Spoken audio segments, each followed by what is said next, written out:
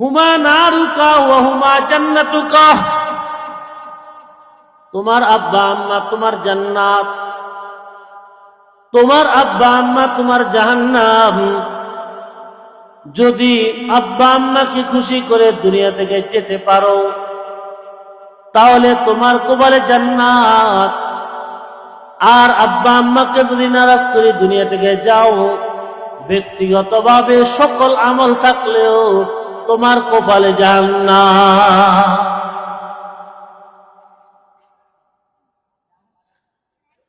মা বাবা যত বৃদ্ধ হবে, মা বাবা তত বেশি আল্লাহর দরবারে কবুল হবে।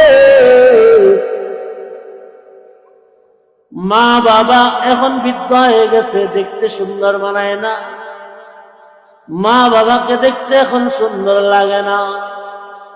বুড়া বুড়ি বলে তুমি সম্বোধন করো।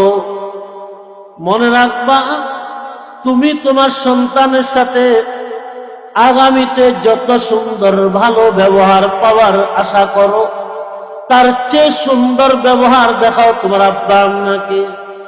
না হয়তো যেই চা করেগা ওই চাই পায়েগা।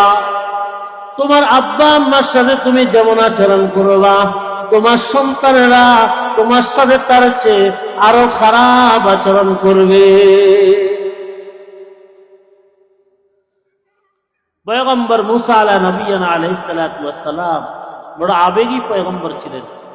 আল্লাহকে অনেকগুলো প্রশ্ন করতেন। একদিন প্রশ্ন করলেন, আল্লাহ, জান্নাতে আমার সাথে কে থাকবে? কে আমার সাথে জান্নাতে থাকবে?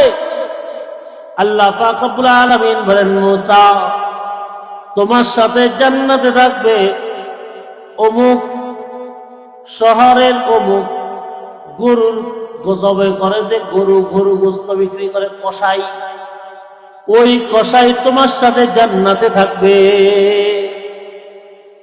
কসাই জান্নাতে থাকবে কার সাথে? পয়গম্বরের সাথে। সুবহানাল্লাহ বলেন, আশ্চর্য কথা। কসাই জান্নাতে থাকবে পয়গম্বরের সাথে। পয়গম্বর মুসা আলাইহিস সালাতু ওয়াস সালামের অন্তরে কৌতূহল সৃষ্টি হলো। না জানি গো ওই কসাইয়ের কেমন আমল ছিল, যে কসাই পয়গম্বরের সাথে জান্নাতে যাবে। একটু খবর নিয়ে দেখি। ওই শহরে ওই পয়গম্বর মুসা আলাইহিস সালাম সফর করলেন। নাম জিজ্ঞাসা করতে করতে সর্বশেষ একজন কসাইকে পাইলেন, যে নাম বলছেন সেই নামে।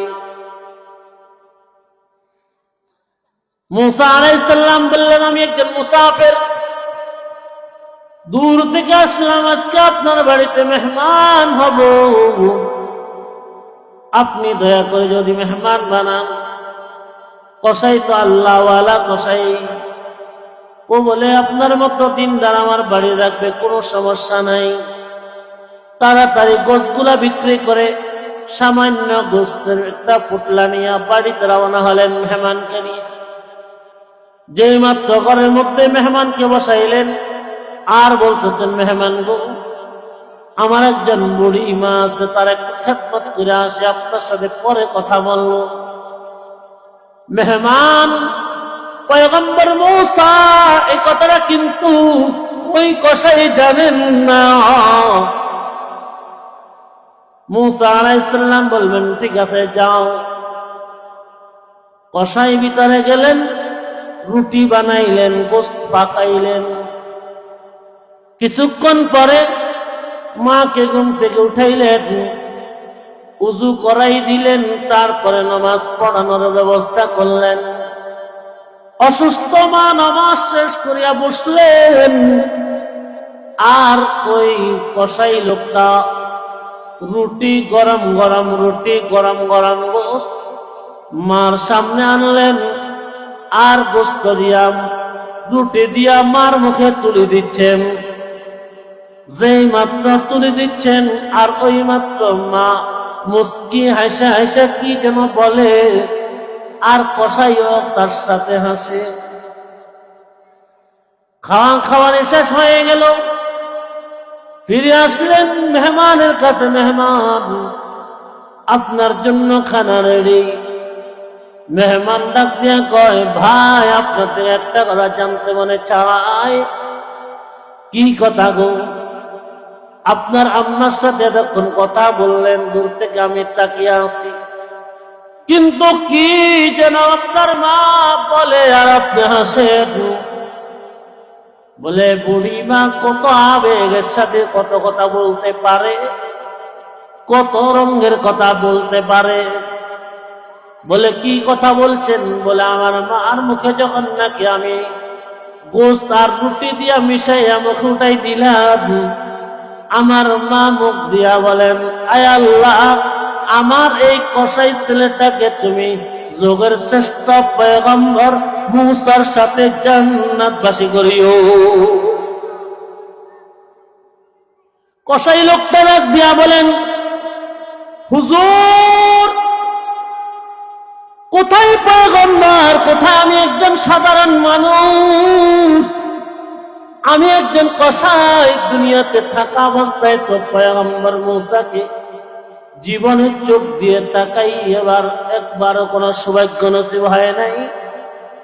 কেমনে যে আবার তাকানো ছাড়াই, দুনিয়াতে দেখা ছাড়াই আখিরাতে দেখা হবে, আবার তার সাথে জান্নাত হবে। মায়েরা এটা আবেগ বশত অনেক কিছুই বলে, তো এই জন্যই আমার মা এই দোয়াটা করছে। ওই মেহমান তো নিজেই পয়গম্বর মুসা ডাক দিয়া কয়, ও আল্লাহর বান্দা কসাই, তোমার মাকে তুমি চিনো না? চিনো না তোমার মাকে? তোমার মা, তোমার বাবা, দুনিয়ার সমস্ত মা বাবারাকে চিনো না? যারা দোয়া করে আরশের নিচে, তাদের জবানের মধ্যখানে কোনো পর্দা নাই, কোনো পর্দা নাই, যেটাই দোয়া করে কবুল হইয়া যায়। পয়গম্বর মুসাকে দেখো নাই? বলে না, দেখি নাই। বলে দুনিয়া থাকতে দেখতে চাও? বলে অবশ্যই দেখতে চাই। বলে তাকাইয়া থাকো, আমি হইলাম সে পয়গম্বর মুসা। কসাই লোকটা আশ্চর্য গেল, আর পয়গম্বরকে বলল, ও পয়গম্বর মুসা, কেমনে যেন আপনার মতো মহান ব্যক্তি আমার ঘরে তশরিফ রাখলেন? বলে আমি আল্লাহ পাককে জিজ্ঞাসা করেছি, আল্লাহ পাক রব্বুল আলামিন জান্নাতে আমার সাথে কে থাকবে? আল্লাহ পাক উত্তর দিয়েছে, তোমার নাম বলেছে। জানতে ইচ্ছে করে কৌতূহল সৃষ্টি হলো, কোন আমলের কারণে আল্লাহ একজন কসাইয়ের নাম বলছেন। এই জন্যই আমি তাহকিক করার জন্য, পর্যবেক্ষণ করার জন্য ওই সুদূর আমার বাড়ি থেকে তোমার বাড়ি পর্যন্ত সফর করে আসলাম গো। আল্লাহর কথা সত্য, মা বাবার সমানের পর আর কোন পর্দা থাকে না। তোমার মা রোগী হইতে পারে, দুর্বল হইতে পারে, তোমার মা যে দোয়া করেছে আল্লাহ কবুল করিয়া আমাকে অগ্রিম ওহীর মাধ্যমে জানিয়ে দিয়েছে। সুতরাং টেনশন করিও না কসাই, তুমি কিয়ামতের দিন হিসাব নিকাশের পরে আমি মুসা যে জান্নাতে থাকবো, তুমিও সেই জান্নাতে থাকবা। খেদমতে মাদের ফেদরে কুন সুবহ শাম, খেদমতে মাদের ফেদরে কুন সুবহ শাম, তাকে বাসি দর্দ আলম নে के नाम। खिदमते माँ दर फेदर कुने खतियार, खिदमते माँ दर फेदर कुने खतियार, ताके बासी दर्द आलम बख्तियार। যদি দোয়া কবুল পেতে চাও, দুনিয়ার কোন ওলি গাউদের কাছে প্রথমে যাওয়ার দরকার নাই। ঘরের মধ্যে মা আছে, বাবা আছে, কোন ওলি চোখের পানি ছেড়ে তোমার জন্য দোয়া করবে না। একমাত্র দুইজন বুড়ি আর বুড়া, এই দুইজন তোমার দুঃখের সময় চোখের পানি, কলিজা ফাটা কান্না। তুমি যেদিন সাইকেল অ্যাক্সিডেন্ট করে তোমার আঙ্গুলে ব্যথা পেয়েছ, তোমার চোখ দিয়ে এই পরিমাণ পানি তোমার বের হয় নাই। তোমার আম্মা আব্বা খবরটা শুনিয়া যেই পরিমাণ চোখের পানি ছেড়েছে। তুমি রিক্সা অ্যাক্সিডেন্ট করেছ, রিক্সা অ্যাক্সিডেন্ট করিয়া তুমি ওই পরিমাণ আঘাত পাও নাই। তোমার মা রাত্রে 12টা বাজে তোমার খবরটা শুনিয়া যেই পরিবার হাও মাও করে কেঁদেছে, এই পরিমাণ খন্দন তুমিও করো নাই, তোমার মা কেঁদেছে। আব্বুর সাথে ছিল বটে, তোমার আব্বুর সাথে আর মোহাম্মতের সম্পর্ক ছিল না, কেন তুমি স্বামী হইয়াও ঘরে শুয়ে আছো?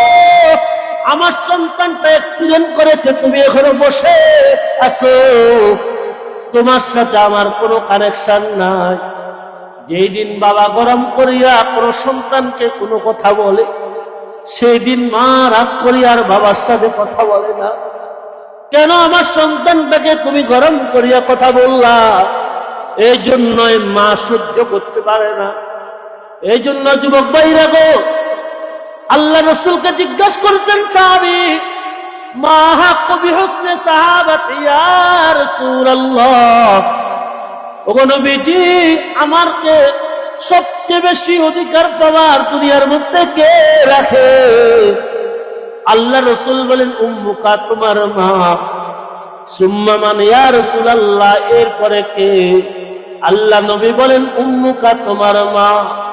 আবার জিজ্ঞাসা করলেন, সুম্মা মানের পরে কে? আল্লাহ রাসূল বলেন, উম্মুকা, তোমার মা। এরপরে জিজ্ঞাসা করলেন, সুম্মা মান, এরপরে কে? বলেন, আবুকা, তোমার পিতা। মায়ের কথা কয়বার বলছেন? মুসলমান ভাইরা আমার, ব্যাখ্যা দেওয়ার সময় সংক্ষেপে বলছি। কেন মায়ের কথা 3বার বলছেন? মা এমন 3টা সন্তানের জন্য কোরবানি করেন, এমন 3টা মায়ের সন্তানের জন্য খেদমত করেন, যে 3টা খেদমতের মধ্যে কোনো বাবা, কোনো পুরুষ কোনদিন চাইলেও এই খেদমত করতে পারে না। মুহাদ্দিসিন ইকরাম বলেন, 1 নম্বর মা, যেই দিন থেকে সন্তানটা পেটের মধ্যে আসছে, দুনিয়াতে আগমন পর্যন্ত 9 মাস 10 মাস 10 দিন পর্যন্ত কষ্ট করেছে। যেই ব্যথার বেদনা, প্রথম মাসে যে বমির ভাব, খানা খেতে পারে না, ঘুমাতে পারে না, দুনিয়ার কোন পুরুষ ওই 10 মাস 10 দিনের ব্যথা, ওই 10 মাস 10 দিনের কষ্ট কেউ সহ্য করতে পারবে না। এই একটা খেদমত একমাত্র মায়ে করছে। নাম্বার 2, সন্তান প্রসব শুরু হলো। সন্তান প্রসবের বেদনা শুরু হলো 10 ঘন্টা থেকে, 24 ঘন্টা থেকে। আল্লাহু আকবার। সন্তান প্রসবের কষ্ট, আল্লাহ নবী বলেন, কোন মহিলা যদি সন্তান প্রসবের কষ্ট পাইয়া সন্তানটা সুন্দরভাবে দুনিয়াতে এসে যায়, তারপরে আল্লাহ রাসূল বলেন, তাকে একজন মহিলাকে গাজী হওয়ার সওয়াব দান করা হবে। আর যদি অবস্থায় কোনো সন্তান মারা যায়, ওই অবস্থায় যদি কোনো মা মারা যায়, রাসূল বলেন, তাকে আল্লাহ তাআলা জিহাদের ময়দানে যাইয়া শহীদ হইলে যে সওয়াব, ওই শাহাদাতের মর্যাদা একজন মাকে দান করেন। মুসলমান ভাইরা আমার, এই জন্যই বলুন তো, আল্লাহ পাক রব্বুল আলামিন এই সন্তানটাকে তার পেটের মধ্যে রাখছেন, দুনিয়াতে আগমন করবেন। কত আতঙ্ক আর ভয়। ওই দিন মহিলাটা বাবার বাড়ি থেকে আসে, সন্তান প্রসবের আরো 1 মাস দেরি আছে, মাকে জড়াইয়া কান্না শুরু করে, মা গো, জিন্দেগিতে অনেক মায়া করেছো, অনেক মায়া করেছো, স্বামীর বাড়ি তো তুমি পাঠিয়ে দিয়েছো, কিন্তু জানি না 1 মাস পরে তোমার মায়ের চেহারা দুনিয়ার জমিনে থাকে কিনা। বেঁচে থাকলে তো থাকলাম, না থাকলে আমাকে মাফ করিয়া দিও। বাবাকে জড়াইয়া কান্না শুরু করে, জানে যে দুনিয়াতে বেশি দিন বেঁচে থাকবে না। একটা সন্তান আগমনের সময় মা দুনিয়া থেকে যেন শেষ হয়ে যাবে। নিজের সংকটাপূর্ণ জীবন নিয়ে এমন ভাবে চলতে থাকে, কাউকে বলতে পারে না, মুস্কি একটা হাসি দিতে পারে না। 24 ঘন্টা 25 ঘন্টা আগ থেকে ব্যথা শুরু হয়ে যায়, কাউকে বলতেও পারে না, চুপে চুপে কলিজা ফাটে যায়। এমন অবস্থা, আহ উহ চিৎকার করতে থাকে। মুরব্বীরা ধরে সবাই জেলখানাতে মতো বন্দি করে তারে হাসপাতালে পাঠাই দে। হাসপাতালে লজ্জায় মাথায় নিচু হয়ে যায়। তাকে কি বলবে, কি অবস্থায় চলবে, এমন এক অবস্থা হয়ে যায়। মনে মনে শুধু কালিমা পড়ে আর আল্লাহ দরবার দেখে না তুকায়, আল্লাহ গো যা কদিন বাঁচাইবা ইজ্জতের সাথে বাঁচাইও, বেইজ্জত করিয়া দুনিয়াতে এক সেকেন্ড বাঁচতে চাই না। আয় আল্লাহ হাসপাতালের বিছনা নিয়েছো, যেন ইজ্জত যেন হানি না হয়। এই কষ্টটা দুনিয়ার কোন পুরুষ করে নাই, একমাত্র মায়েরা ছাড়া কেউ করতে পারেও না। আল্লাহ নয়, এই জন্যই বলেন উম্মুকা, তোমার মা। নাম্বার 3, এত কষ্টের পরে যে সন্তানটা দুনিয়াতে এসে গেল, মার অবস্থা তো খারাপ, কতক্ষণ হুঁশে আসে, কতক্ষণ বেহুশ হয়। এমন অবস্থায় বুকের সামনে যখন সন্তানটা দেখে, মার কলিজাটা ঠান্ডা হয়ে যায়। সন্তানের আওয়াজ এলাকার মানুষ কেউ থাকতে পারে না।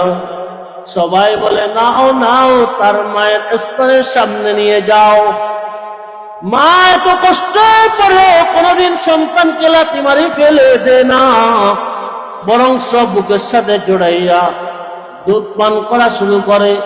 এত এমন বিহাল দশা কষ্টের মধ্যে মা সন্তানটাকে ভুলে না। একদিন নয়, 2 দিন, 2টা বছর পর্যন্ত মনে মনে দুধ পান করানোর এই খেদমতটাও একমাত্র মা ছাড়া পৃথিবীর কেউ করে না। এই জন্য আল্লাহ নবী বলেন উম্মুকা, তোমার মা। উম্মুকা, তোমার মা। উম্মুকা, তোমার মা। মুহাদ্দিসিনে কেরাম বলেন 3 বার এই জন্য রাসূল বলেছেন, কারণ এই 3টা খেদমত এমন খেদমত, এটা পৃথিবীর কোন বাবাদের পক্ষে সম্ভব না। এই জন্যই ওই সন্তান, আজকে তুমি কোটিপতি হইছ, আজকে তুমি নেতা হইছ, আজকে তুমি ক্ষমতাধর হইছ, খবর নিয়েছ তোমার আম্মার কি অবস্থা, খবর নিয়েছ তোমার মায়ের কি অবস্থা। তোমার অর্থনৈতিক সংকট দেখলে দুনিয়ার কেউ কাঁদে না, একজন কাঁদে, তিনি হলো তোমার মা। তোমার বিপদ আসলে কেউ কাঁদে না, সবার আগে কাঁদে একজন মহিলা, তিনি হলো তোমার মা।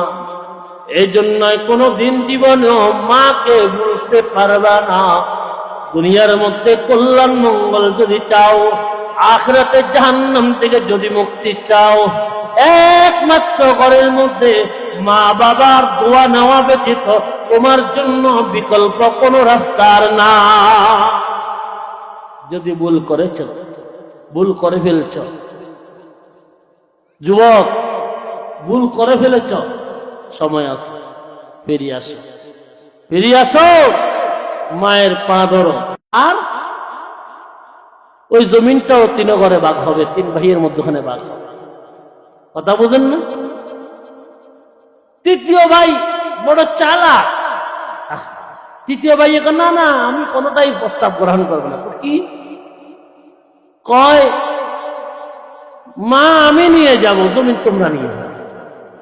কি কয়, মা আমি নিয়ে যাব, জমিন তোমরা নিয়ে যাও। ওরা তো খুশি, মার জামিলাও সে নিয়ে গেছে, জমিন আঙ্গরে দিয়ে দিছে। কথা কয় না, মার জামিলাটাও উনি নিয়ে গেছে, আর জমিনটাও আঙ্গরে দিয়ে দিছে, খুশি মনে মনে। আসলে এই লোকটা, যে লোকটা কাজ করছে, এই কথাটা সিদ্ধান্ত দিছে, যে ভাইটা জ্ঞানী না বেকুব? বড় জ্ঞানী। ওই 2 জনে 3 ডিসিম জমি লইয়া খুশি, আর পাগলা মার লইয়া গেছে। মারে ডাক দিয়ে, মা জমিন তো তোমার ফোলা দনজনে দিয়া দিছে, আমার তো কিচ্ছু নাই, তুমি শুধু নামাজের পরে সেজদা থেকে উঠি আমার জন্য একটু দোয়া করো। সুবহানাল্লাহ কোন, তুমি শুধু নামাজ পড়া, তুমি আমার জন্য একটু দোয়া করো, আমার কাছে তো জমিন নেই। মা সত্যিকার অর্থে যদি 7 জন সন্তান থাকে, যে সন্তানটা দুর্বল, মা বাবা সবসময় তার জন্য কাঁদে, তার জন্য দোয়া করে। কথা ঠিক না ঠিক? মা সোমবার করিয়া নামাজ পড়িয়া প্রত্যেকদিন সন্তানের জন্য দোয়া করে, আল্লাহ গো আমার সন্তানের জমিন নেই, আমার সন্তানের চাকরি নাই, নকরি নাই, কত কষ্ট করে দিন মজুরি করিয়া আমার জন্য দাম, চাউল, আলু, মরিচ সব কিছু কিনে আনে। আয় আল্লাহ, আমার সন্তানটাকে কোটিপতি বানাইয়া দাও। আয় আল্লাহ, আমার সন্তানটা দুনিয়া আখিরাত ভালো করে দাও। দোয়া করতে থাকে, দোয়া করতেই থাকে। একদিন সন্তান বাজার থেকে ইলিশ মাছ আনছেন, আনিয়া দিলেন। স্ত্রী কয়, ওয়াইফের কয় কাটিয়া লাও। স্ত্রী কাটতেছে, পেটের মধ্যে পাথর একটা, কালো, চিনে না কি পাথর। মালিক হিসাবে তো সে নিজেই মালিক, হাতের মধ্যে লইয়া বাজারে চলে গেছে। কৌতূহল সৃষ্টি হয়ে গেল। বাজারে যাইয়া জিজ্ঞাসা করলে, পাথর কিনবা? দুনিয়ার কেউ পাথরের মূল্য বুঝে না। পাথরটা নিয়ে গেল স্বর্ণ দোকানে। কষ্টি পাথর দিয়ে যখন ঘর্ষণ দিল, দেখলে এটা একটা হীরার পাথর। কিসের পাথর? দোকানদাররা কয়, বেচবি? কত? 10 লাখ না হবে না? কত? 20 লাখ হবে না? খবর পাইল দেশের বাদশা, একটা যুবক একটা পাথর পাইছে, দাম অনেক বেশি চায়। বাদশা কয়, চাই, নিয়ে আসো। আনি দেখলেন বাস্তবে তো এটা হীরার পাথর। দাম কত? 2 কোটি টাকা। সুবহানাল্লাহ। 2 কোটি টাকা। বাদশা কয়, রিয়ায়, তোর এই পাথর তো কেউ কিনতে পারবে না। তোর অবস্থা কি অবস্থা? আমার আম্মা একজন, আমার ছেলে মেয়ে, আমার বউ লইয়া কষ্ট করে চলি। এখন 1 নম্বর কি দরকার? বাড়িঘর। বাদশার প্রস্তাব দিছে, ঠিক আছে, তোর জন্য বাড়িঘর করে দি, বিশাল করে বিল্ডিং করে বাড়িঘর করে দিচ্ছে। 2 নম্বর, তোর চলার ব্যবস্থা, সরকারি চাকরি করবি, প্রত্যেক দিন এখান থেকে চাকরির সময় বেতন নিয়ে যাবি। সরকারি চাকরি করে দিলাম, দোকান একটা তৈরি করে দিলাম, সারা জীবন তোর সন্তানরা ওই দোকান দিয়ে মালিক দিয়ে চলবে। আল্লাহর রহমতে এই বেচারা অল্প দিনে কোটি কোটি টাকার মালিক। বলেন কার দোয়া? কার দোয়া? মায়ের। খেদমতে মা দের ফেদার কুন এখতিয়ার, তাকে বাসি দর্দ আলম বখতিয়ার। ও যুবক, এখনো মা বাপকে চিনো নাই। বিপদ যখন পড়ো তখন বলো, মা আমার অমুক একটা মুসিবত আছে, আপনি একটু দোয়া করেন। আরে মা কেমন পাগলি গো। মা যদি আপেল খায়, আধা কেজি আপেল নিয়ে দাও। মা যদি যেটা খায় ওই জিনিসটা আধা কেজি নিয়ে দাও। ইনশাআল্লাহ এমন খুশি হবে গো, দোয়া করবে সঙ্গে সঙ্গে তোমার কবুল হইয়া যাবে। কিছুদিন আগে আমার একটা জমিন রেজিস্ট্রি হবে, আমি পড়ছি মুসিবত, অনেক টাকার সংকট। এখন তারিখও দিয়ে দিছি যাদের থেকে জমিন কিনবো। বায়না পত্রের টাইমও শেষ। বাড়ি থেকে বাইরের সময় আম্মুরে টাকা দিছি 2500। ওরা আম্মু পকেটে 2500 টাকা আছে, এগুলোর নামে রাখেন।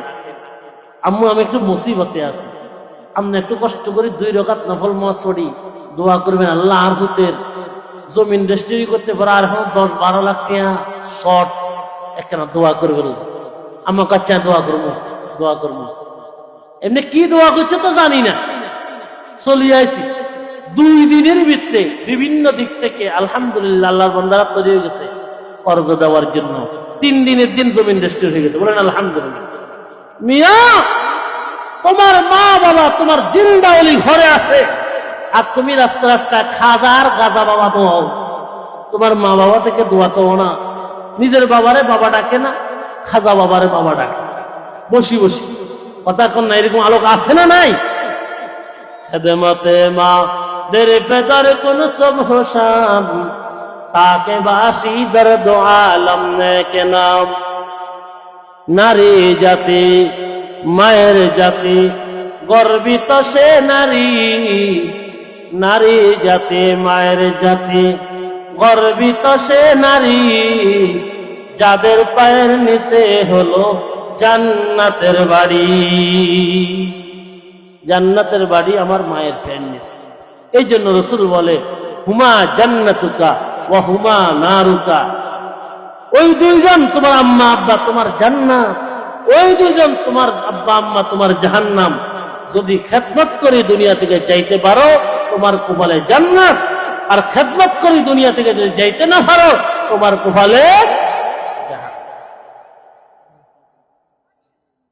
আমার কথা বুঝাইতে পারছি নি কথা? মুসলমান ভাইরা আমার, এই জন্য পয়গম্বর মুসা আলাইহিস সালাম বলেন,